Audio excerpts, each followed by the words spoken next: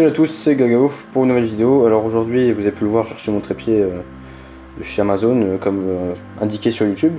Alors, comme le titre de la vidéo indique, cette vidéo concerne tout ce qui est fréquence et ondes radio.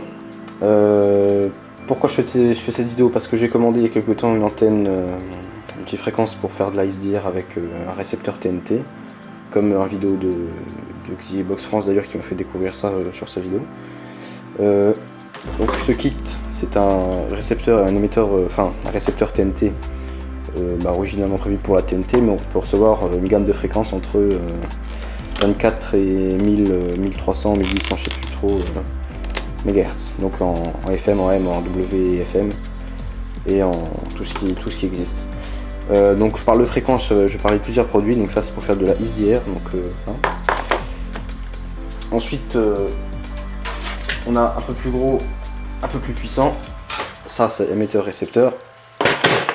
C'est les CB, Citizen Band en anglais, qui émettent sur une fréquence entre 26 et 27 MHz sur des canaux, sur 40 canaux préréglés. Tu ne tombes pas, merci. C'est des CB, c'est un peu, je sais pas si vous voyez dans les camions, dans les camions, dans les convois, c'est ça qu'ils utilisent pour communiquer entre eux. Voilà. Donc ça c'est un des moyens de communication. Bon, je vais prendre une plus petite pour poser là. Voilà. Bon, oh, pardon, la caméra, oui c'est pas bon. Après on a le PMR. PMR, autrement appelé talkie-walkie par tout le monde. C'est un émetteur-récepteur sur la bande des 446 MHz qui permet de communiquer comme un vrai talkie, quoi. Donc l'antenne n'est pas une antenne d'origine, c'est une antenne très connue des personnes qui utilisent ce genre de matériel. C'est la Nagoya NA771 qui est mise sur une gamme de fréquences de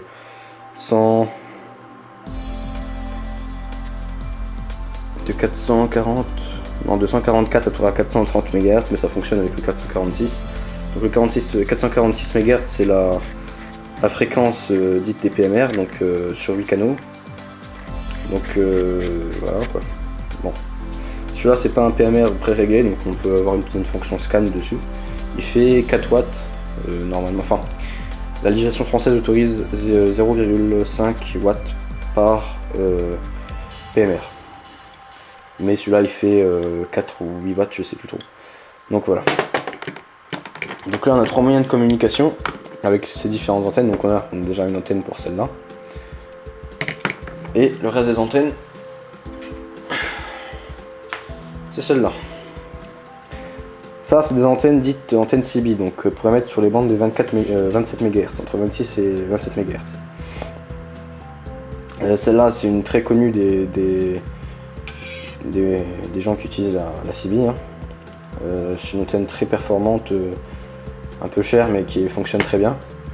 Donc vu que c'est une antenne qui est faite pour l'extérieur, le brin est en inox qui permet d'éviter la corrosion. L'autre c'est une ML145 de chez American CB qui fonctionne aussi bien.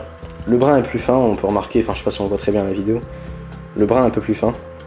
Le brin de la ML145, celle-là est plus fin que celle de la 40. Donc ça se vaut, ça a à peu près la même puissance. Je crois qu'on gagne quelques décibels d'émission avec celle-là, au maximum 200 watts de puissance, sachant qu'une CB classique fait 4 watts au maximum pour la législation française. Sachant qu'un petit poste comme ça fait 4 watts au maximum et qui fait réellement 4 watts et peut pas faire plus, vu sa taille et vu sa... Voilà quoi, c'est vraiment très petit, ça on peut pas mettre un émetteur de très puissance. Alors que quand on voit ça, on se dit bon, faut pas nous prendre pour des cons. Ça et ça, c'est pas la même chose. Je m'explique. Cette CB, c'est une président Grant, président qui est un leader mondial de la CB, qui s'est fait des paquets de fric grâce à ça. La législation française autorise 4 watts maximum en crête, donc pour l'utilisation des CB. La CB Grant, 10 watts en AM/FM, la modulation de fréquence et en modulation d'amplitude, et 21 watts en BLU, bande latérale unique, qui est pas mal utilisé. Donc on peut voir, on est en FM, AM, USB et LSB. Ça c'est la BLU. Donc ça permet d'avoir des communications longue distance. La MFM en 10 watts, on peut monter déjà dans les 10-20 km. Mais avec la SSB en 21 watts, on peut directement aller plus loin. Et je vais m'acheter dans quelques temps un amplificateur 200 watts pour tout ce petit matériel qui va avoir une bonne conséquence, quoi, enfin une bonne amplitude. Donc on va rester dans le monde des CB et pour vous présenter le reste du matériel. Alors, oui, je suis hors caméra, je m'en fous. Ça c'est une base pour antenne, une base magnétique, donc avec un aimant en dessous, hein, si vous n'êtes pas non plus très bête. Vous voyez, ça colle. Voilà. Qui se colle sur le toit d'une voiture. Et dessus, on va venir visser l'antenne. Bon, je peux pas vous la visser maintenant parce que je me suis un peu énervé contre le connecteur. Du coup, j'ai explosé la self. Donc, je vais en reparler après. Donc, qui permet de visser l'antenne par-dessus. Donc, le connecteur là c'est le connecteur de l'antenne, se fixe sur le gros connecteur là. SO249 PL259 ou 39 pardon. Donc ça se connecte comme ça et on visse dedans tout bêtement. Là ici sur la CB on a un câble positif négatif de l'alimentation, donc en 13 volts 3 pour les 13 volts 3. On va regarder ça tout de suite. 13 volts 2 ou 13 volts 3 ça varie selon les CB, mais on branche dans un véhicule 12 volts, ça fonctionne très bien. Alors donc pour vous faire une installation CB potable dans votre véhicule, hein, toujours. Après je parlerai des installations fixées où il faut une antenne, un support d'antenne, donc une antenne, donc ici la K40 par exemple. Donc c'est pas la même base, mais ça c'est pas un problème. Alors je vous explique qu'est-ce qu'une self, comme je vous ai parlé tout à l'heure, ce qui va se visser ici. Pour qu'une antenne de CB soit efficace, elle doit au minimum faire 1,45 m voire plus. Celle-là c'est une antenne 1/4 d'onde. Je ne vais pas trop rentrer dans les détails techniques, mais voilà. Et si on devrait avoir une antenne qui soit 100%, enfin juste avec un simple brin, elle devrait faire dans les 2,50 m ou 2,90 m. C'est très très grand pour une antenne, c'est trop grand même.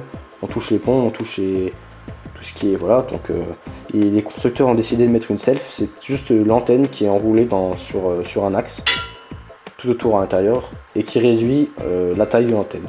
Donc celle-là fait 1,45 m, plus la self. Donc on perd un peu en puissance, mais avec l'émetteur qu'on a derrière, ça c'est pas dérangeant pour le truc, quoi. Donc là on a la CB. Alors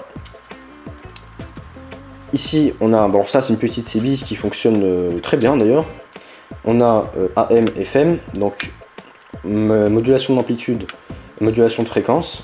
Le plus courant c'est l'AM. Pourquoi? Parce qu'il est plus répandu dans tous les postes CB. Même les plus petits, il est encore plus petit que ça, je vous montrerai après. Donc c'est qu'en AM, il n'y a pas ce bouton là.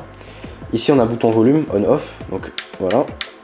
Et ici on a un bouton squelch. Squelch c'est un filtre en fait, c'est pour couper tout ce qui n'est pas conversation, tout ce qui est de la neige en fait sur la fréquence. Et là on peut sélectionner la fréquence.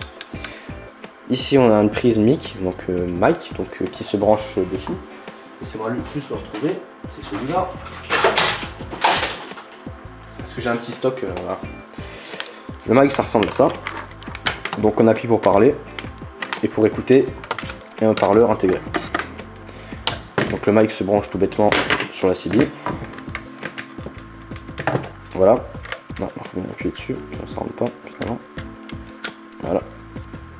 Donc là le mic est connecté, si on veut parler, on parle dans le mic, quoi. Donc ça c'est une très petite CB 4 watts comme je vous disais, c'est une président Harry, donc toujours président, c'est le leader des CB, là il n'y a rien à dire dessus, c'est du très bon matériel du coup. Alors on va rester dans le domaine président. Donc, je vais déjà présenter la président Grant, maintenant je vais passer à la président Jimmy. Donc là je vais présenter la Harry, je vais prendre la Jimmy, sa petite sœur. Pourquoi? Parce que c'est juste en AM, il n'y a pas de bouton sélectionneur, donc c'est vraiment, là c'est encore la plus petite CB. C'est la plus basique, la plus simple des CB possibles. Il n'y a pas plus petit, il n'y a pas plus simple, c'est le minimum du minimum. Ça fonctionne, c'est pas non plus une CB de fou, mais ça fonctionne comme ça doit fonctionner, quoi. Voilà. Donc comme je vous disais, pour avoir une installation potable dans votre véhicule, une antenne, un support d'antenne, une CB, un mic, une alimentation avec un porte-fusible, c'est important, et surtout un tosmètre. Tosmètre pour mesurer le taux d'onde stationnaire de l'antenne, voir si votre antenne est bien réglée niveau hauteur. Vu qu'il y a la self à l'intérieur qui fait que, s'il n'y avait pas de self, il n'y aurait même pas besoin de mesurer le TOS. Malade. On est obligé de régler le taux d'onde stationnaire pour pouvoir avoir une meilleure émission, une meilleure réception, surtout pour éviter de cramer l'émetteur qui est là. Donc une antenne magnétique ou fixe, donc ça c'est une antenne à base magnétique. Une antenne à base fixe comme la K40 par exemple se fixe sur un morceau de tôle. Le morceau de tôle vient se placer comme ça et vous vissez les vis dedans, tout simplement. Donc ça c'est une des antennes, ça dépend de votre installation, si elle est provisoire ou si elle est définitive sur votre véhicule. Donc ça c'est pour les installations mobiles, c'est-à-dire dans des véhicules. Maintenant on passe dans les installations fixes. Alors, pour tout ce qui est installation fixe, on va revenir sur la CB qu'il vous faut. Bon mais c'est pas grave. Il vous faut minimum une CB de 4 watts ou plus. Si vous avez plus c'est beaucoup mieux. Et si vous êtes en fixe, c'est mieux d'avoir la fonction AM-FM. Enfin AM-FM, LSB, USB. Ça permet d'avoir des communications de vraiment très loin. On peut capter vraiment des ondes qui viennent de Canada, États-Unis, tout ça. Même plus près, hein, Russie, n'importe quoi. Car c'est un matériel international, c'est autorisé dans presque tous les pays du monde. Et donc pour une installation fixe, il vaut mieux avoir une grosse alimentation. On va poser à plat pour éviter les problèmes. Une alimentation 12 volts potable. L'alimentation de PC ça fait très bien l'affaire. Voilà, encore un peu, voilà, c'est pas grave. Donc en sortant du 12 volts. Ce que je vous conseille moi c'est d'avoir deux alimentations en 12 volts et d'utiliser ce qu'on appelle un convertisseur 24 volts 12 volts. Ça permet d'avoir une tension stable et d'avoir une plus grande puissance d'utilisation parce qu'une alimentation de PC ça délivre en théorie 15-20 ampères. Moi j'y crois pas trop. Les 5 ampères je veux bien y croire mais le reste non. Et donc ce convertisseur peut convertir le 24 volts, ça aussi c'est pratique dans les camions vu que tout ce qui est tracteur sont en 24 volts. Quand je parle tracteur routier, tracteur agricole c'est la même. Donc c'est en 24 volts et donc pour éviter d'avoir des bricolages de 3 sous, c'est mieux d'avoir ce petit appareil qui permet d'utiliser une CB 12 volts sur du 24 volts. Donc on revient à la station fixe. Alors, vu que vous n'êtes pas dans un véhicule, vous ne pouvez pas fixer votre antenne magnétique sur votre toit, à moins que vous ayez un toit magnétique, vous habitez dans un conteneur en Chine. Donc non. Il vous faut un plan de masse. Un plan de masse, c'est un morceau de tôle très grand, assez grand même, qui va venir on va venir fixer l'antenne dessus, qu'elle soit définitive ou magnétique. Car l'antenne ne suffit pas à faire fonctionner la CB. Si vous mettez l'antenne simple, vous la mettez sur une planche de bois, ça ne fonctionnera pas. L'antenne se fait aussi grâce à la masse, grâce à la tôle de votre véhicule. Alors que chez vous, vous n'avez pas de véhicule, à moins que vous vivez dans un camion pareil. Donc il vous faut un plan de masse. Alors soit un plan de masse réel, c'est-à-dire une tôle, de forme bombée, bombée vers l'autre côté, vers le bas, de telle manière à ce que les ondes puissent rebondir, non dans l'autre sens, excusez-moi, que les ondes puissent rebondir dessus. Soit des radians, et ce qui empêche d'avoir besoin d'un plan de masse. Si vous n'avez pas ça, il vous faut un plan de masse artificiel. C'est une tige qui se fixe à 45 degrés en dessous de votre antenne, dans n'importe quelle direction, et qui permet, c'est une tige spéciale, hein, c'est pas n'importe quelle tige d'acier, vous prenez hop, non. C'est une tige spéciale qui permet d'avoir un plan de masse artificiel et donc qui supprime la fonction magnétique de votre... donc c'est plus obligé de mettre sur une tôle magnétique. Voilà. Donc tout ce qui est installation fixe, faut savoir que ça brouille pas mal d'ondes, de fréquences. Même si maintenant la plupart des télévisions sont par internet ou par la TNT, c'est plus en réseau hertzien, ça peut causer des problèmes de voisinage. Donc faites attention, là vous mettez votre antenne. Il faut savoir que plus l'antenne est haute, mieux ça sera, vu que les ondes se dispersent. Imaginons l'antenne est là, et les ondes vont toujours se disperser vers le bas. Donc plus votre antenne est grande, plus il y aura un meilleur angle, donc une meilleure portée de votre CB. Sur un camion, le problème ne se pose pas, puisque vous avez un très grand plan de masse, surtout que c'est mobile. Donc voilà, vous captez, vous captez pas, c'est pas dramatique vu que vous roulez. Donc voilà. Là on a fini l'installation fixe CB, donc on passe au monde PMR. PMR, ça signifie Private Mobile Radio en anglais, qui est utilisé par des amateurs autant bien des jeunes que des plus âgés, même des professionnels, mais les professionnels utilisent des canaux réservés avec du matériel réservé. Alors un PMR, ça se constitue d'un simple émetteur. Les plus simples, c'est un émetteur, si je retrouve le mien qui doit être par terre. Voilà. Ça c'est un talkie-walkie de type jeu, jouet, voilà. Donc on peut allumer le mien. Il faut savoir que celui-là a une très grande puissance, donc on n'a même pas besoin de... Voilà, donc on peut voir que, même sans antenne, parce qu'on est très proche, hein, donc on peut voir que ça fonctionne, quand on est sur le bon canal bien sûr. Donc ce type de talkie-walkie là, on ne peut pas dévisser l'antenne. Pour la changer, c'est fait exprès, c'est pour pas modifier sa puissance ni sa portée.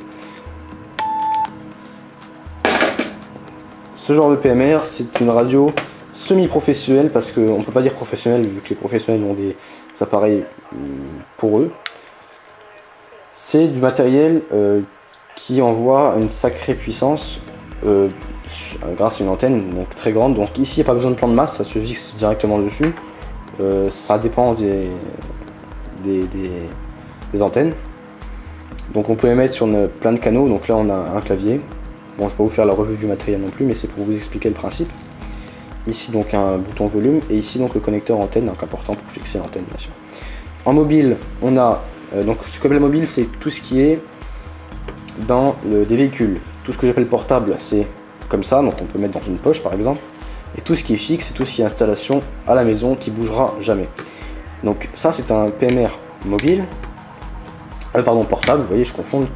C'est un PMR portable donc qui se met dans la poche, 8 watts. On a les stations mobiles. Donc les stations mobiles ça ressemble grandement aux radios CB, c'est dans le même boîtier à peu près, sauf que ça ne met pas sur la même fréquence tout simplement. Et on a aussi les installations fixes qui eux sont des grandes bases qui sont très grandes et qui émettent sur une sacrée puissance, je peux pas vous dire parce que je connais pas trop le matériel là, qui émet sur une sacrée onde, enfin sur des sacrées puissances quoi. Pareil, en France une licence n'est pas nécessaire, enfin une licence de radioamateur est nécessaire pour le PMR quand vous dépassez le seuil des 0,5 watts, 0,5 watts, donc moins d'un watt quoi. Celui-là fait 4 watts, donc il n'est pas autorisé en France, on ne peut pas l'utiliser à moins d'activer la fonction voilà, la fonction low qui est limiteur de puissance. Mais voilà, il vous faut normalement une attestation, une licence radioamateur pour émettre sur ce genre de matériel. Par contre, sur les radios CB que je vous parlais tout à l'heure, pas besoin de licence. Avant, on devait s'imposer d'une taxe, donc payer une taxe pour utiliser la fréquence. C'est plus nécessaire actuellement. Donc maintenant, c'est vraiment libre service. On peut émettre sur le 27 MHz comme on veut, avec le matériel qu'on veut. Voilà. Donc là, j'ai fini avec le PMR. On passe maintenant à la EasyAir. Alors, je ne connais plus la signification, j'ai encore zappé, bon c'est pas grave. Ce qui permet de faire une réception de toutes les fréquences possibles. Entre eux, donc ce matériel là est prévu, c'est du matériel amateur, donc c'est pas fait pour au départ, mais on peut l'utiliser pour.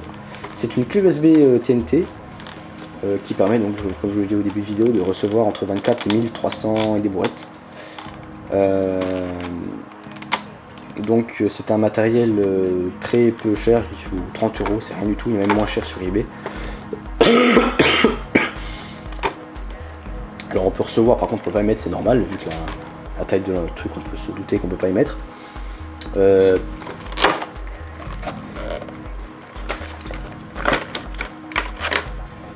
c'est une simple clé qu'on branche par USB à son ordinateur en fait. Je branche l'antenne en CMX ou en C... Enfin je sais plus trop, c'est un connecteur à la con, que évidemment je n'ai pas, enfin si je l'ai.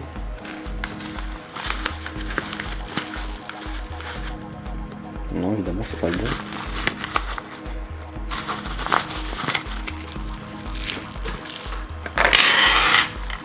Et on connecte par dessus un connecteur de type CMX ou je sais plus trop le nom. Hop, et dessus on peut fixer une antenne. Ça c'est un connecteur que j'ai acheté sur Amazon. Et dessus on fixe une antenne.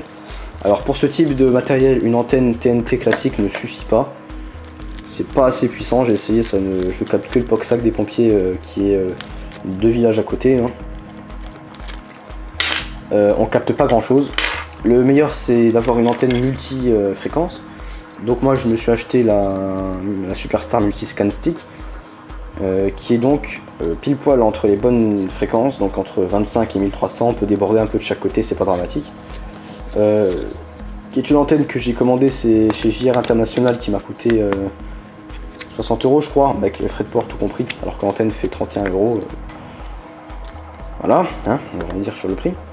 L'antenne n'est pas là, elle est en bas, donc j'ai la flemme de descendre, je vais pas vous la montrer, donc hein, on verra plus tard.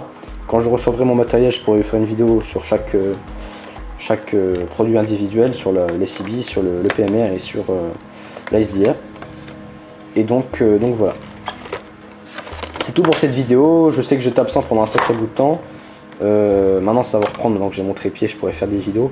Une vidéo qui va venir dans pas très longtemps, c'est une vidéo sur une méthode de virtualisation de vos mains sur l'ordinateur. Je ne vous donne pas plus d'indices parce que c'est quelque chose d'assez particulier, c'est assez drôle à utiliser, je vais vous faire une bonne vidéo là-dessus. Donc voilà, c'était la présentation du matériel radioamateur CB et SDR. Donc voilà, donc je vous dis à une prochaine vidéo et salut.